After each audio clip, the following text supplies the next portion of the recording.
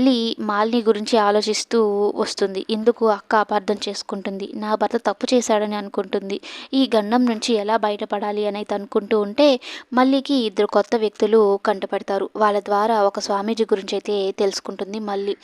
ఆయన ద్వారా ఈ కష్టాలన్నిటిని అలాగే ఈ జరుగుతున్న పరిమాణాలకి ఏమైనా పరిష్కారం దొరుకుతుందేమో అని వెళ్తుంది. మాలిని జాతకం, అరవింద్ జాతకం కూడా తీసుకుని వెళ్తుంది. అయితే ఆ స్వామీజీ మాలిని, అరవింద్ జాతకాలు చూసి అసలు వీళ్ళిద్దరి మధ్యన ఎడబాటు అనేది లేదు. ఎందుకంటే ఆ అమ్మాయి జాతకంలో విధవరాలు అవుతుందన్నదే లేదు.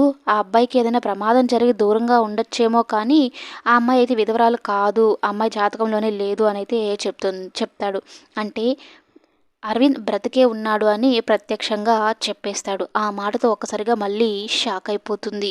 ప్రమాదం జరిగి ఎక్కడైనా ఉన్నాడు అంటే అరవింద్ బతికే ఉన్నాడు కదా! అంటే మా అక్కకి తన భర్త ఉన్నట్టే కదా అనైతే అనుకుంటూ, చాలు స్వామి, అరవింద్ బతికే ఉన్నాడన్న శుభవార్త నాకు చెప్పారనైతే చెప్పి, అరవింద్ ఎక్కడున్నాడో తీసుకొచ్చి మాలిని అక్క ముందు నిలబెట్టి నా భర్త నిర్దోషి అని నిరూపించుకోవాలనైతే